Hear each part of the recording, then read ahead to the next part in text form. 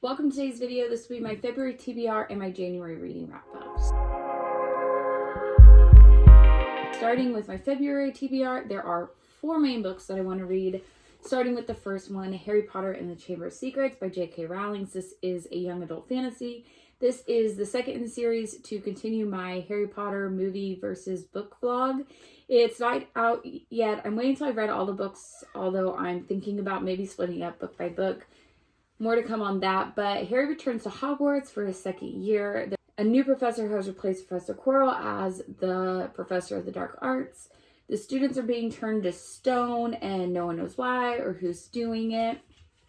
Always a good time. The second is my book of the month pick, which is The Bones Beneath My Skin by TJ Klune. This is science fiction thriller. I already have high hopes for this book. I have not received my book of the month box, which is why I can't actually physically show it to you yet. TJ Klune books are such an experience. I reread one in my January wrap up. I will have the reviews to it down below, or any other TJ Klune books that I've read. This takes place in 1995, and Nate is at a low point in his life with losing his jobs. His parents have passed away, and he's estranged from his brother. He goes to his family's summer cabin. The cabin, however, is occupied by a father and his 10-year-old daughter who have some very special powers. Now Nate's going on his own journey with the past and the future. Any TJ Klune book has quite the experience talking about those subjects, and he does it so well. Next book is A Killing in Costume, which is a cozy mystery. Honestly, I bought it because of the cover, but Jay and Cindy are previously married couple and soap opera stars. They've now opened a Hollywood memorabilia store after their acting careers dried up because they both came out as gay and got a divorce. A very famous actress who's wanting to sell off her memorabilia collection, and they are in the running for it. However, their competitor ends up dead, and now they are the prime suspects in their murder, and they need to prove their innocence. Last but not least, I need to finish this book, 13 Things Mentally Strong Parents Don't Do. This is a book I started reading in January, and now I just need to finish it. This is a book for my TBR jar. Overall, it's just a list, as I've already started it, of 13 things to not do to raise strong kids. Most self-help books, it's saying the same thing in about 20 different ways. I just need to finish it up. I try and read like a chapter a day, although I've been reading it for longer than 7 days. But yeah, I just need to get it finished and move on. Now to wrap up and review the books I read in January. Right here you can see all the books I have read. Let's first review the stats. I have read a total of 8 books with an average page count of 345 pages. I also averaged a rating of 3.8 and brought my percent of physical read up to 67.3. Since I post all shorts of the books I read, I won't go into detail of all. I will post a link to that playlist down below. However, I will review my favorite book of the month, my biggest disappointment, and my biggest surprise. All these prompts are inspired by books like below, but if you have any other prompt ideas or suggestions for picking out which books I review in this longer form content, please leave a comment down below. But we're going to start with my favorite of the month, which is hands down Good Girls Don't Die by Christina Henry. 3 women, Celia, Allie, and Maggie, all find themselves in places with dangerous stakes and no clue exactly how they got there. Celia wakes up with a family she has no memory of, a town she has no memory of, and a job she has no memory of. All while trying to figure out what's happening, she notices that she feels like she's trapped inside a stereotypical cozy mystery.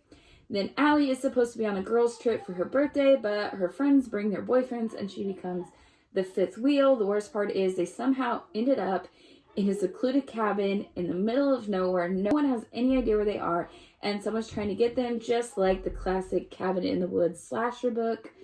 Then there's the 3rd girl, Maggie, who wakes up to find she and her daughter have been kidnapped, and now she has to get through a maze filled with dangerous obstacles in a certain amount of time. Not unlike Maze Runner or a little bit of Hunger Games or other very dystopian style game books. This is a book for lovers of cozy mystery, closed circle mystery slasher books, or dystopian game books.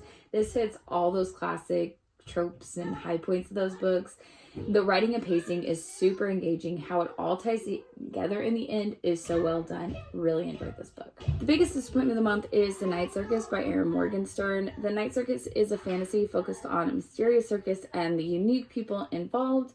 The circus is known as the Night Circus. It shows up in random locations unannounced and is open from dusk to dawn. Inside the circus is a world of its own, and also in the center of a magical duel between 2 competitors. Even though Celia and Marco are the competitors, The rules of the game are not clear. This had lots of mysterious elements to it, but it let me down. I wasn't overly immersed with the pacing and felt that it was a tad long. It was just missing something for me to make me truly feel the pressure and the stakes from the game. It was just missing something to make me truly feel the pressure and the stakes from the game that the characters were in. It all came together just a little too late for me to truly be invested. The biggest surprise was The Lost Man by Jane Harper. Nathan and Bub are two brothers who live in the harsh outback where they are always ready with their planet's survival due to the extreme heat and the isolated location. However, when their brother Cameron ends up dead, the question is why? While Cameron's death appears to be self-inflicted, on the outside, there is still a lot of things that just don't add up. Nathan wonders if there's more to it. As he works to discover the truth, he learns more about himself and his family. This is most surprising, mostly because in the end, I was surprised I really just wasn't ready to stop learning more about the characters. That's the one thing I say about Jane Harper's writing. They have a very atmospheric writing, not overly dramatic. Her dramatics are very subtle, but really real feeling. And before you know it, you're invested in the characters themselves and not just the story. That is it for my February TBR January reading wrap up. Let me know if you have read any of these books, what your book recommendations you have, and I'll see you in the next one. Bye.